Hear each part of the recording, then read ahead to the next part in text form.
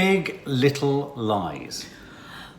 Oh, it's so delicious. In sharp contrast to Killing Eve, this is like indulging in a really sophisticated meal, but there being lots of ice cream and sweet things in it. Because we watched Killing Eve first, and then we watched this, and oh my God, it was just...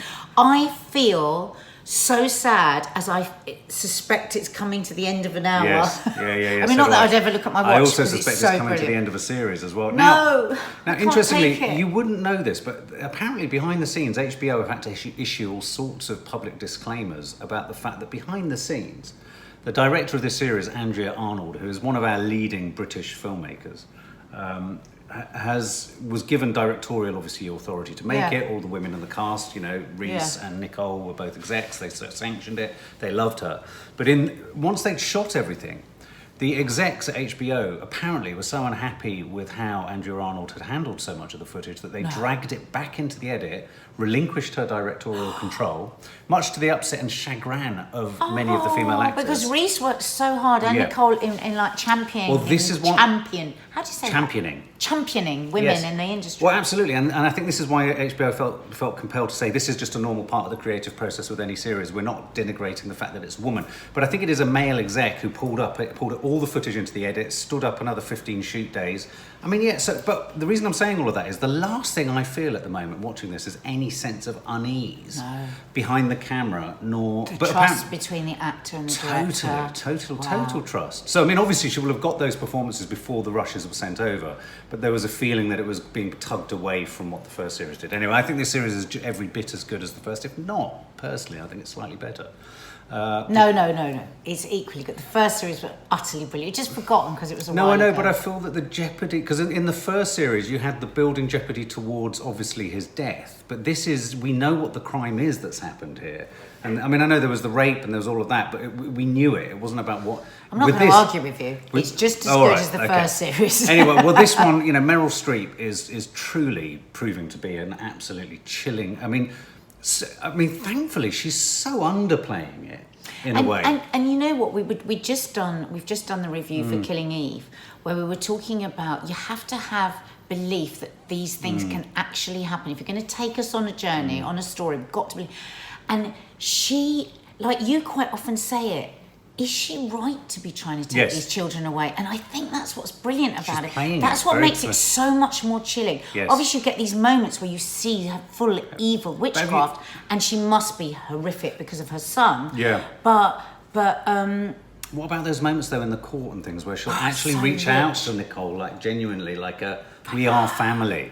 It's so real on the one hand, and it's so chilling in the other. And you can fit this is Nicole Kidman's performance of an absolute lifetime as well. It is all of theirs, but I mean Nicole's very much in the sort of Miller in the grill, and Streep. I think we're going to move around each one of them. And Streep is just gently tying it. Well, this episode's very much about the girl from Fault in the Stars, who's the mother of Ziggy, the rape victim. This one's very much... It's revving up her story. Well, it's revving up because the guy that she's having a flirtation with, he was called in and they were asked to the police, and he was asked about, do you believe him? Did you 100% believe him? Because he went... No. When he said, they said they're going to get everybody and it's going to take one to hand over, I was like, oh my God.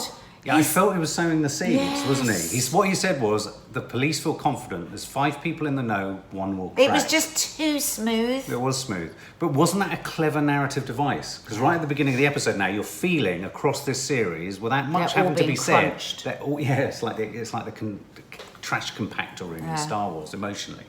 And so they're all starting to pull against each other. And there was that moment where they do... I think they need to be careful about these gatherings on the rock side where they all meet like a coven of witches and go, wow, you were the one who pushed him. I mean, all you need is someone with a camera on a hill. Yeah. If they've got private investigators everywhere, would they not be sending them to see where they're going? Do you know what I mean? Yeah. I mean, private investigators are being used everywhere here. So you've got all the varying kind of attitude. You've got Zoë Kravitz character, who's obviously the one who did push him. Who's become really good. We were a bit unsure with the first episode of this series. And she's becoming richer and richer, and she's sort of going further inside. I mean, I'm thinking she might kill herself. I've just got that feeling that she's sort of... I loved in this episode the chat that she had with her mum, who's in the stroke, and the explanation of why she killed him. Yeah. So much rage in her for the way she was treated as a child. Yeah.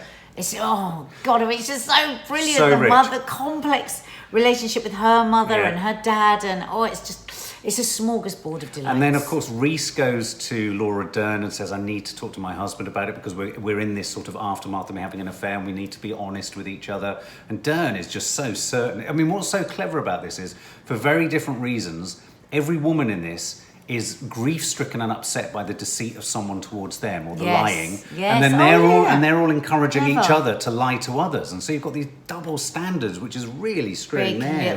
Big little lies. So Laura Dern, who's obviously been hurt, and we find out has been really being hurt by her husband, says to Reese, "Don't tell."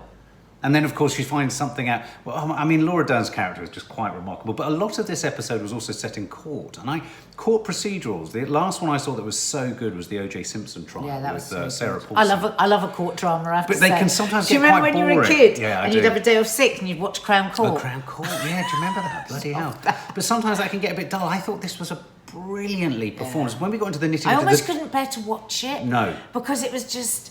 It was always like that, because you could see how she was being, and then when one man after another, and what I liked about that was a surprise to us as the audience, as it would have been to the court. It was clever. Like, oh my God, she really is damaged. And those wonderful cutaways in the court, as we discovered that Nicole Kidman has been far more, promiscuous than we ever imagined. Her friends, the look on her friends' faces weren't ones of judgment, but they were ones of, oh no, this is not going to run right. And you were talking about, you love that collective support that they're collectively supporting each other, but you can feel them fracturing. You know, there's a fracturing going on inside, and that's being played out in real time. I think it's very, very clever. It's like a crystal glass that's sort of falling apart, and you're trying to hold it together. They are great friends in real life, this group of women. Are they, all of them? Yeah. I mean, there was an article in one of the supplements recently about how clever Reese Witherspoon is, you know, that build up to this series coming, lots of stuff on her Instagram of them doing like just with no tagging in of the show or anything, so that just they were saying it's absolutely brilliant marketing, but in it is rooted to proper friendship. But I was actually, I mean, not often does a performance like, you know, Nicole Kidman got me close to tears in that court scene, as you saw her distress and her increasingly contained panic that it was running away from her. Brilliantly directed. And what about the judge? The judge. Oh my God, we love both at the same time. I really like the judge. Really so like the judge. Believable. Really. Yeah. I actually thought, I'm in a real bloody court case here. Yeah. I thought there was one misstep. I love the way she was so intelligent, the judge. Yeah. We're not just seeing the judge, you know, it made me think nearly all court dramas, you just see the judge as being a numb. It's like, Jesus Christ, can't you just see? But she's like, hang on a minute, I want to know what's going on here. And she's really digging and picking at everything. She's not going to be, you know, blindsided. Yeah, if there was one misstep I felt in this episode, is I'm not quite believing the woman who's asked Reese Witherspoon's husband to sleep with her. I didn't believe that plot line. It was slightly weak. It was, wasn't it? But that's only because it's also, I think, just let that one go. You can let that one go. It was the only moment. He's looking for things. I love that actor, though. I love that actor so much. I do. He is a... Do you think he slept with her? Oh, yeah. Did he have a quick blowjob? Oh my God, did he? I don't know. I see. Oh, was that the inference? Oh, okay. Well, and then we have a Laura Dern. So in the bankruptcy case with Laura Dern and her husband, we have a scene where all of the plaintiffs that are claiming, you know, lost payment. Hang on. First, before we can talk about when we're actually in the court case, these beautiful moments where you see Laura Dern's character as a sweetheart, and she's so apologetic to the nanny, and she holds her so genuinely because they've got to let her go because they can't afford her anymore. And the nanny talks about the severance, and she says, "Oh, look, once we're back on our feet, we'll do it," because she loves her daughter more than anything else. Laura Dern's character, she's obviously come from very poor beginnings, and she's given this life, and she really feels for people. And obviously, all through her life, she gets let down by people. So that was the setup, wasn't it? Oh my God, she's got this beautiful relationship with the nanny. Then, and in the bankruptcy court, when it comes to the nanny saying what she's actually waiting to be paid. Yeah, so you've got people standing up, I need £2,000 for my car, I need this, and you think, oh. And she says, and there's an extra $160,000 to the nanny's claim that Laura Dern didn't know about, and the bankruptcy court judge says, "Mum, what's that for?" And she says, "Stress relief." No, she says severance. Yeah. And Laura Dern's character just nods like it's so sad. And then he said, you know, elucidate. She was, I prefer to keep it just as that severance. And you can see this dawning on... Yeah. And she still has got no idea what it could be, Laura Dern's character. And then it turns out that she's been being paid by Laura Dern's husband... To have sex with him. To have sex with him. Can you believe that? To find out What in that way. more can her character take? What more can she take? And then when she stuffs that I tissue thought it in was his so mouth. real in the car. She just God, shoved a handkerchief in his mouth and just sort of...